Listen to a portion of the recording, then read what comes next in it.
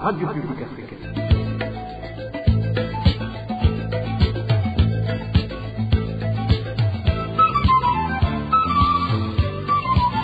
Radio Publique Africaine.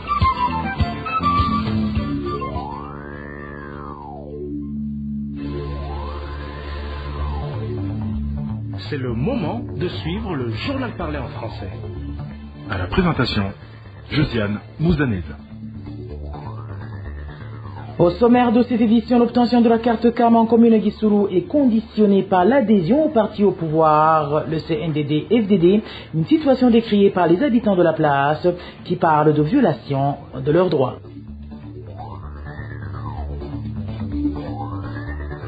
Les fonctionnaires de l'État prestants à l'intérieur du pays vont enfin pouvoir souffler et pour cause, les différents services du ministère de la fonction publique seront désormais accessibles dans toutes les provinces et ce à partir du 1er août. C'est au moment où ces fonctionnaires devraient auparavant descendre sur Bujumbura pour bénéficier de ces services.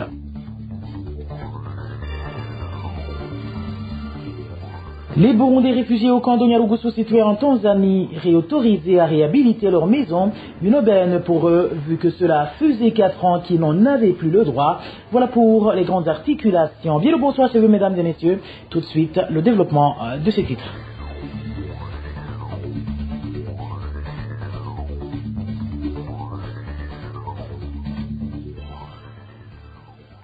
Bonsoir, ouvrons ce journal par cette page gouvernance. Le parti CNDD-FDD en zone Nyabitali, commune d'Issourou en province Ruyigi, est accusé de s'ingérer dans la distribution des cartes d'assurance maladie, CAM en sigle. Les habitants de cette localité font savoir que celui qui refuse d'adhérer à ce parti au pouvoir se voit refuser l'obtention de cette carte. Les détails avec Innocent Valentin Singilanga. Un exemple récent d'un citoyen qui s'est vu refuser sa carte d'assurance maladie dans la zone de Nyabitali, commune de Guissourou, dans la province de Ruyigi. Il s'agit d'une femme qui est allée demander la carte d'assurance maladie alors qu'elle avait un enfant gravement malade. On lui a dit qu'elle devait d'abord s'inscrire au parti CNDD-FDD au niveau collinaire. L'exemple récent, c'est une dame qui avait un enfant et qui était gravement malade. Elle est allée voir le gestionnaire pour lui demander une carte d'assurance maladie et il lui a dit qu'elle n'était pas inscrite au parti CNDD-FDD sur la colline, donc qu'elle ne pouvait pas obtenir cette carte d'assurance maladie. Dès qu'elle a entendu cela, cette femme est allée s'inscrire au parti CNDD-FDD au niveau de la zone de Nyabitali. Mais là encore, Stani Bangurambona, le responsable du parti dans la zone, l'a renvoyée pour qu'elle s'inscrive au niveau du secteur. C'est alors que le chef du parti CNDD-FDD au secteur de Nyabitali, nommé Mohanuka Tarsis, lui a donné un document attestant de son inscription qu'elle a ensuite emporté à la commune pour obtenir sa carte d'assurance maladie de la mutuelle. La situation de l'enfant s'est aggravée et cette femme est allée s'inscrire au responsable du parti CNDD-FDD dans la zone de Nyabitali. Ce dernier lui a répondu qu'elle devait aller s'inscrire au niveau du secteur, mais qu'on pouvait envoyer un document attestant son inscription chez le gestionnaire communal qui remettrait la carte d'assurance maladie bien complétée. Les habitants de la zone de Nyabitali, commune de Guissourou, province de Ruyigi, qui ne sont pas membres du parti CNDD-FDD, font appel aux responsables de la santé au niveau communal pour qu'ils les assistent. Nous avons contacté le chef du parti CNDD-FDD dans la zone de Nyabitali, Stani Bangurambona, et après lui avoir donné notre identification, il nous a raccroché au nœud. Innocent Valentin Singilangabo, en page justice, les détentions arbitraires se multiplient au Burundi, ciblant principalement les opposants politiques, les journalistes et même des personnes déjà acquittées ou ayant purgé leur peine.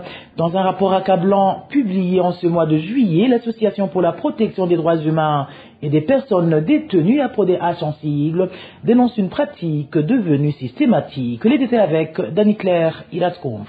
Dans ce rapport publié ce mois de juillet, la PRODH affirme que la détention arbitraire est devenue une pratique courante au Burundi et soutient que ce phénomène touche toutes les phases de la procédure depuis l'enquête jusqu'au jugement et même après. D'après la PRODH, plusieurs acteurs sont impliqués, des policiers, des agents du SNR, des militaires, des administratifs locaux, ainsi que des membres de la Ligue des jeunes Imbonerakure. L'organisation va plus loin, accusant directement le président de la République, Evariste Ndayishimiye, de cautionner ces détentions, notamment en refusant la libération de certains détenus pourtant acquittés ou ayant purgé leur peine. Pour la PRODH, ces déclarations confirment une instrumentalisation de la justice à des fins politiques. Toujours selon la PRODH, 255 détenus étaient encore en prison depuis 2025, bien qu'ayant purgé leur peine. Parmi les cas cités dans le rapport figurent les ex-combattants du mouvement Red Tabara, condamnés à perpétuité. La PRODH affirme qu'ils ont été torturés en détention sans accès à leur famille.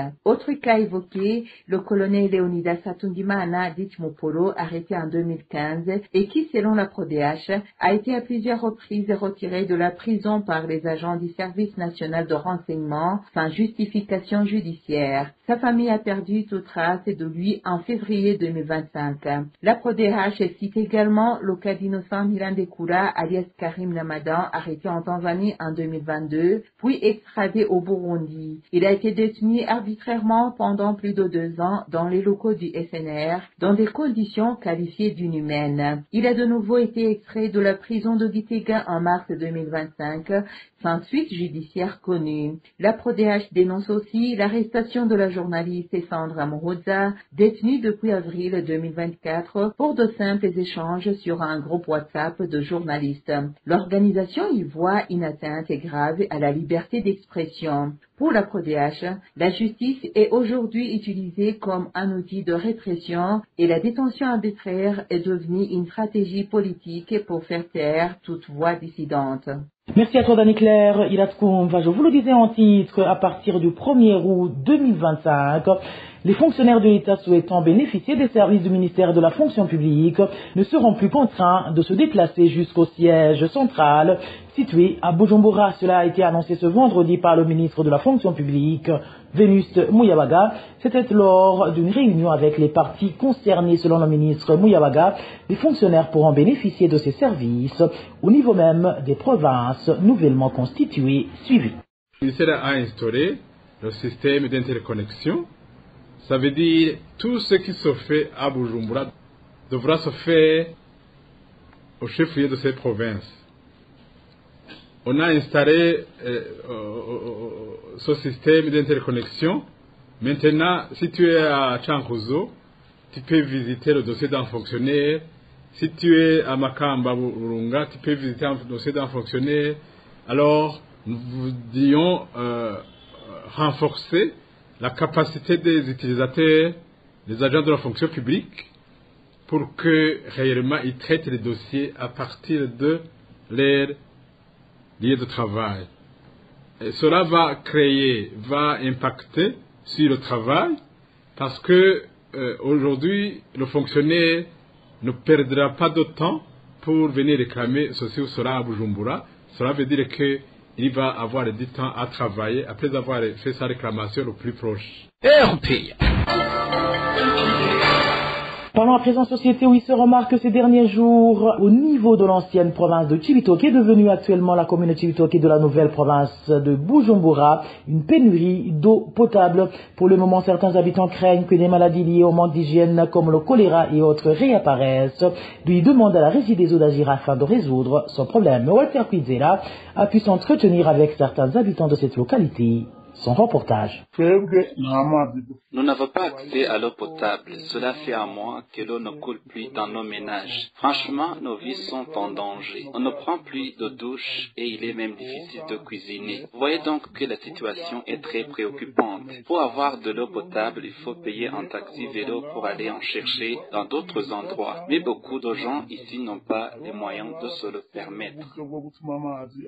Ces plaintes proviennent d'un habitant de l'ancienne province de Cibitoke Cibitoke. La pénurie d'eau potable est devenue une véritable source de souffrance pour la population. Après plus d'un mois sans une seule goutte d'eau au robinet, ces citoyens lancent un cri de détresse à l'endroit de la régie des eaux pour qu'elle intervienne rapidement et leur fournisse de l'eau potable, comme en témoigne encore cet habitant.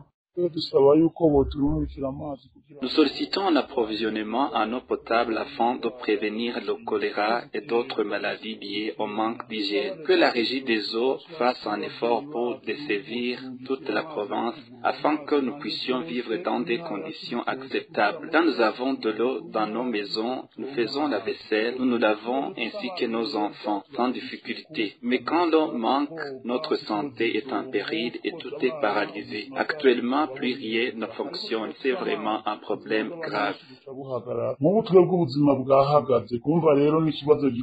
D'après les informations recueillies sur place, un bidon de 20 litres d'eau coûte désormais 1000 francs burundais lorsqu'il est disponible. Ceux qui n'en ont pas les moyens se tournent vers l'eau des rivières, souvent insalubres, ce qui alimente la peur de voir réapparaître des maladies dues au manque d'hygiène, déjà observées dans cette région par le passé. Les responsables de la régie des eaux dans cette ancienne province confirment l'existence de cette pénurie. Toutefois, ils appellent la population à gérer prudemment les faibles quantités d'eau disponibles en attendant une solution durable. Walter Kwizera de la province Bujumbura cap sur la mairie de Bujumbura où certains commerçants de boissons Brarudi dénoncent leur exclusion dans le processus de distribution. Actuellement, affirme-t-il, ils ne reçoivent plus certaines boissons car seuls les propriétaires de grands bistrots sont priorisés. Le point avec Digne Carondre. Seules les boissons comme la Nouvelle Grande et Petite Amstel Bright sont régulièrement distribuées aux détaillants de la Brarudi à mairie de Bujumbura depuis le mois de février 2025. Une situation qui suscite de nombreuses plaintes parmi ces commerçants. Leurs clients n'apprécient pas particulièrement ces produits. Selon toujours ces détaillants, les boissons les plus prisées, notamment l'ancienne Grande et Petite Amstel, l'Amstel Royale et d'autres, ne sont distribués qu'à certains bars bien connus et fréquentés, contrairement aux petits débits ordinaires qui n'y ont pas accès. Des sources au sein de ces détaillants affirment que les responsables des dépôts de la Brarudi, comme ceux de Mega SSD, sont à l'origine de cette mauvaise distribution qu'ils qualifient d'injuste. Les mêmes sources ajoutent que la majorité des bars approvisionnés en boissons les plus recherchées appartiendraient à des autorités du pays, comme le témoigne un commerçant. Les anciennes marques de la Brarudi ne sont distribuées qu'à ceux qui possèdent des bars haut de gamme, notamment des établissements appartenant à Kukalika, Giras Davidavi, ainsi qu'à des bars comme chez Gérard et d'autres. De plus, dans ces bars, une bouteille de ces boissons se vend entre 15 000 et 18 000 francs. Quant aux détaillants, ils ne reçoivent que des Amstel Bright, des boissons que leurs clients n'apprécient pas du tout. Des informations concordantes recueillies par la RPA indiquent que cette situation est observable dans toutes les communes de la mairie de Bujumbura. Le plus révoltant, selon les détaillants, c'est que la police et le BER les pourchassent sous prétexte qu'ils cachent ces boissons alors qu'ils ne les reçoivent même pas. Actuellement, dans plusieurs quartiers de la capitale économique, les habitants se tournent vers les boissons traditionnelles, notamment la bière de banane, faute d'alternatives. Les détaillants de boissons à mairie de Bujumbura lancent un appel pressant à la Brarudi et au gouvernement afin qu'ils bénéficient d'un traitement équitable dans la distribution des boissons. Contactés à ce sujet par la rédaction de la RPA, les responsables de la Brarudi n'ont pas répondu. Merci également à toi, Digne Karondo. En province Makamba, il est question de pénurie de ces boissons Brarudi en commune Nyanzalak. Selon nos sources, les rares fois où ces boissons sont disponibles, elles se vendent à des prix exorbitants, et ce au vu et au su des autorités administratives qui ferment les yeux sur cette spéculation. Plus de détails avec David-Claude Mbananayo. D'après les informations recueillies auprès de certains habitants de la commune Nyanzalak, située dans la province de Makamba, une pénurie de boissons produites par la Brarudi sévit actuellement dans la région. Lorsque ces boissons sont disponibles, elles sont vendues à un prix nettement supérieur à celui fixé par l'État. Notre source indique que le prix de ces boissons a connu une hausse variant entre 3 000 et 3 500 francs burundais. La bière Amstel qui se vendait auparavant à 5 000 francs burundais est désormais monté à 8 000 francs bourg, tandis que la primose, autrefois à 3 500 francs bourg, est maintenant à 6 000 francs bourg dans les endroits où elles sont disponibles. Les autorités administratives de la commune Nyanza-Lac sont accusées par la population de fermer les yeux, voire de protéger certains commerçants qui contournent les réglementations officielles en augmentant illicitement les prix des boissons Braroudi. Les autorités administratives elles-mêmes semblent impliquées dans cette hausse des prix car ils assistent à cette situation sans réagir, demandant au gouvernement de trouver une solution à ce problème, en particulier en ce qui concerne les responsabilités des autorités locales. Certains établissements de débit de boissons sont également pointés du doigt pour avoir vendu ces produits à un prix supérieur aux tarifs officiels lorsque ceux-ci sont disponibles. C'est notamment le cas des bars appartenant à un certain Augustin et à un autre connu sous le nom de Serki. Selon notre source, ces commerçants commencent par vendre les boissons au prix réglementé, puis les dissimulent pour les remettre en vente plus tard à un prix exagéré. Lors d'une récente conférence de presse regroupant les responsables gouvernementaux, le ministre de l'Intérieur, Martin Niteletse, a rappelé que tout cas d'augmentation illégale des prix non signalés par les autorités locales sera considéré comme un acte de complicité. Par conséquent, les contrevenants, qu'ils soient commerçants ou responsables administratifs, seront sanctionnés conformément à la loi. David-Claude Mbananayo boucle ce journal par cette bonne nouvelle pour les réfugiés burundais du camp de Nyarugusu situé en Tanzanie. En effet, ils vont de nouveau pouvoir réhabiliter leurs maisons vétustes ou celles détruites après l'interdiction relative décidée en 2021. C'est du moins l'annonce faite ce jeudi lors d'une réunion organisée par les responsables du dit camp. Néanmoins, même si ces réfugiés burundais se disent satisfaits de cette mesure, ils demandent toutefois la levée d'autres mesures violant leurs droits, notamment le rapatriement forcé dont ils font l'objet. Je vous propose d'écouter un de ces réfugiés qui s'est entretenu avec la RPA.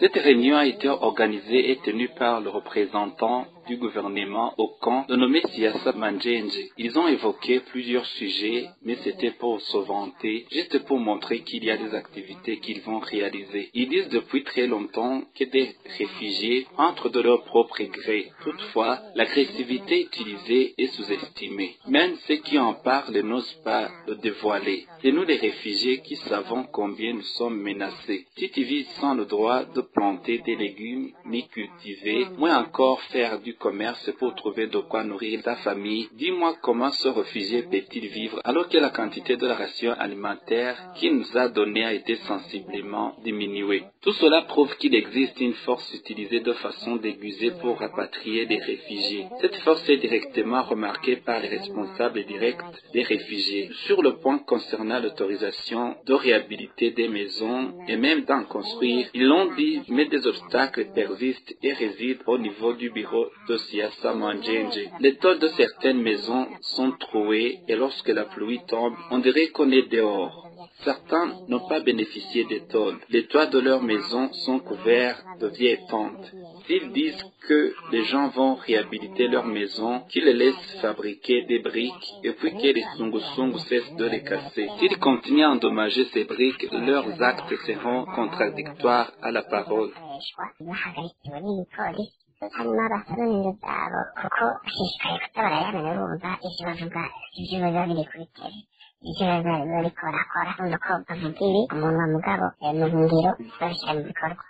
Et voilà mes fidèles de la RPA, point final au journal en français de ce samedi 12 juillet 2025.